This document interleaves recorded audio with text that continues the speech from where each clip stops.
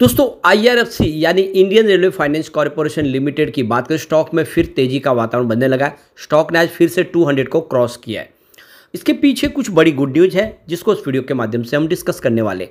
यहाँ पे जून महीने के म्यूचुअल फंड की होल्डिंग के आंकड़े भी हमारे सामने आए जो काफ़ी उत्साहवर्धक है, जो इशारा कर रहे हैं कि म्यूचुअल फंड जम के खरीदारी शुरू कर चुके हैं। रेलवे इंफ्रा कंपनियों के लिए ये एक तरह से गोल्डन पीरियड कह सकते हैं।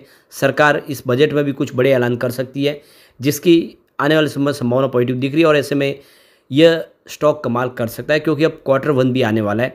तो क्वार्टर वन का रिजल्ट भी आएगा, रिजल्ट की बेहतर रहने की पूरी उम्मीद है। ऐसे में इसको कुछ बड़े ट्रिगर तो मिल ही सकते हैं और आने वाले इसमें स्टॉक कमाल कर सकता है, यानी बजट के पहले पहले ये स्टॉक कुछ और शानदार प्रदर्शन करता हुआ दिखाई दे सकता है। तो यहाँ पे इन सारी संभावनाओं को तलाशेंगे और कुछ का टारगेट जो निकल के आ रहे उन टारगेट को भी देखेंगे। लेकिन फ्रेंड, उससे पहले अगर आप पहली बार हमारे चैनल पे आए तो चैनल को सब्सक्राइब कर दीजिए, एक बेल आइकॉन दबा दीजिए ताकि जब भी नया वीडियो बने पहला नोटिफिकेशन आपको मिले। वीडियो पसंद आए तो लाइक से ज़रूर कीजिए। चलो फ्रेंड्स, वीडियो स्टार्ट करते हैं। मैं हूँ आपका दोस्त एस.बी. दवे और हमारे अपने चैनल ऑनलाइन कमाई में आपका बहुत बहुत स्वागत है।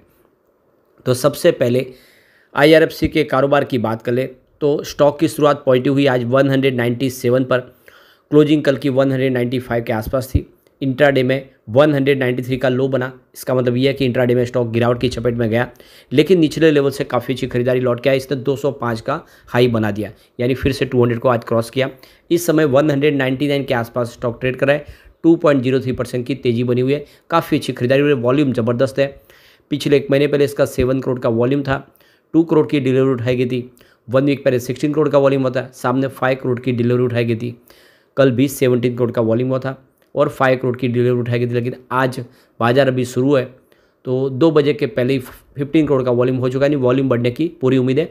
और वैसे भी वॉल्यूम टॉपर बने हुए रेल विकास निगम लिमिटेड और आईआरएफसी दोनों में ज़बरदस्त वॉल्यूम में कामकाज हो रहा है। नंबर 3 पे रेल विकास निगम लिमिटेड है और नंबर 4 पे आपको आईआरएफसी दिखाई देगा। दोनों ही स्टॉक कमाल कर रहे हैं। बाजार में नरमी है लेकिन ये स्टॉक कमाल कर रहे हैं, काफ़ी अच्छा दौड़ है। जितने रेलवे के शेयर है वो कमाल करें। अब आप देख दो कि इंट्राडे का लो 193 है और हाई बनाए 205 का, काफ़ी बड़ी दौड़ लगाई है। 52 वीक का लो जो है 32 रुपये का है और हाई 213 का है।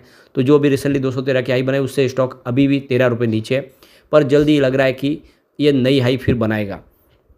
अब जो बड़ी गुड न्यूज़ है कि जून 2024 के म्यूचुअल फंड की होल्डिंग के आंकड़े हमारे सामने आए और यहाँ पे 10 नए म्यूचुअल फंड एंट्री कर लिए, यानी म्यूचुअल फंड जम के खरीदारी करें। इतनी प्राइस बढ़ने के बाद भी म्यूचुअल फंड अभी भी यहाँ पे आईआरएफसी में भरोसा करें। सामने 5 म्यूचुअल फंड ने अपनी होल्डिंग बेची है। तो ये क्लियरली आप देख सकते हो कि जो बिकवाली है उसके मुकाबले डबल खरीदारी हुई है। तो जून महीने में ये सबसे अच्छी बात है।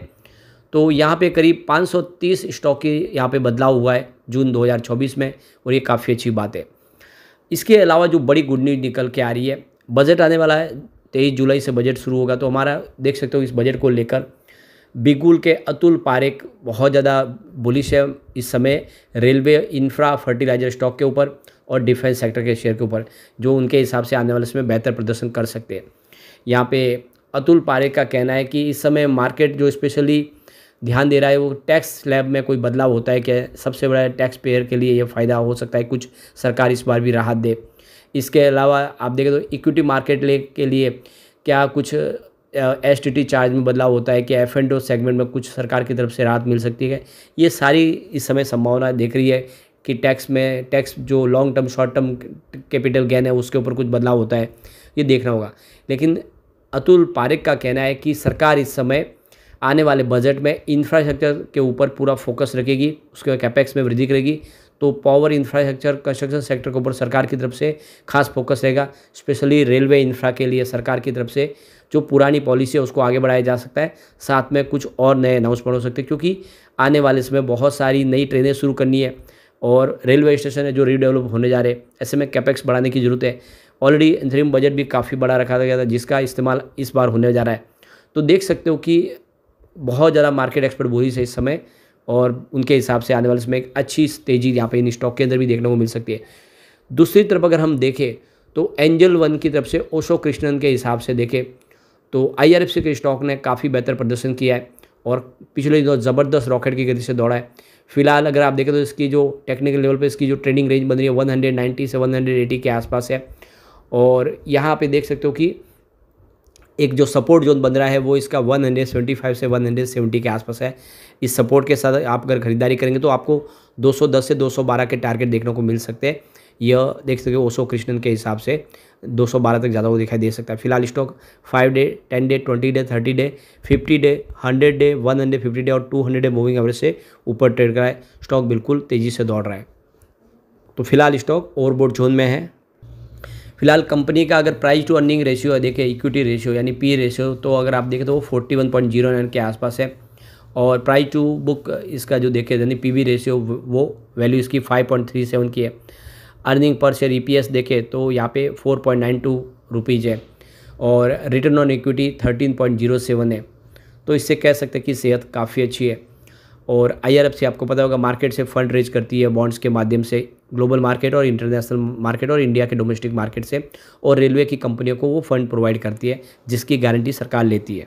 दूसरी तरफ देखें तो चॉइस इक्विटी ब्रोकिंग के कुणाल वी परार का कहना है कि स्टॉक इस समय काफ़ी ज़्यादा बुलिश दिखाई दे रहा है, सिग्नल काफ़ी बुलिश है और ऐसे में स्टॉक कंटिन्यूस आगे बढ़ता हुआ दिखाई दे सकता है। बीच बीच में जरूर थोड़ी सी प्रॉफिट बुकिंग दिखाई देगी, लेकिन ओवरऑल स्टॉक आगे की तरफ बढ़ता हुआ दिखाई देगा।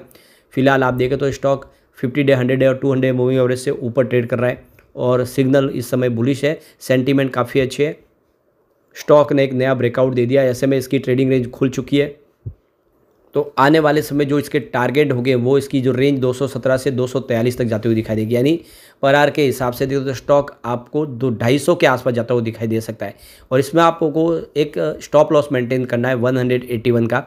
इसके साथ में अगर आप बने रहेंगे तो आपको 243 तक स्टॉक जाता हुआ दिखाई देगा। तो बिल्कुल यहाँ पे देख सकते हो कि खरीदारी की सलाह बन रही है। तो इस समय काफ़ी अच्छे सिग्नल निकल के आ रहे हैं और अब देख सकते हो कि Q1 का रिजल्ट आएगा, उसके एक अच्छा एक फ्रेश ट्रिगर मिल सकता है, साथ में बजट। तो ये दो इसके लिए ट्रिगर होंगे जो इसकी इस प्राइस को कई गुना बढ़ा सकते हैं। तो ऐसे में निवेश का जरिया बनता है, आने वाले समय ये आपको बेहतर रिटर्न दे सकता है। अब एक बार पिवट लेवल के माध्यम से समझ लें कि कोशिश करते हैं कि गिरावट हुई तो ये कहाँ तक जा सकता है और तेज़ी में ये कहाँ तक जाएगा। तो इस लेवल से अगर गिरावट होती है तो जो पहला सपोर्ट है 187 के आसपास का है, ये सपोर्ट अगर टूटा तो स्टॉक आपको 179 तक जाता हुआ दिखाई देगा। गिरावट और बढ़ी तो 166 तक जाता हुआ दिखाई दे सकता है, ये आपको खास ध्यान रखना है। पॉजिटिव माहौल बना तो 208 का फर्स्ट रेजिस्टेंस है, इसको पार कर लिया तो आपको 221 तक स्टॉक जाता हुआ दिखाई देगा, यानी एक फ्रेश ऑल टाइम हाई बनता हुआ दिखाई देगा और इसको पार करते स्टॉक 229 230 तक जाता हुआ दिखाई देगा। ऐसे में खरीदारी का मौका है, लॉन्ग टर्म का नजरिया लेके निवेश किया जा सकता है। आईआरएफसी आने वाले समय एक ज़बरदस्त रिटर्न दे सकता है, लेकिन फ्रेंड कोई भी इन्वेस्टमेंट करने से पहले अपने फाइनेंशियल एडवाइजर्स पर ले ले या अपना खुद का रिसर्च करें, क्योंकि मैंने वीडियो आपके एजुकेशनल पर्पज़ के लिए ही बनाया। वीडियो पसंद आए तो लाइक से जरूर कीजिए और चैनल को सब्सक्राइब कर दीजिए। Thank you friends.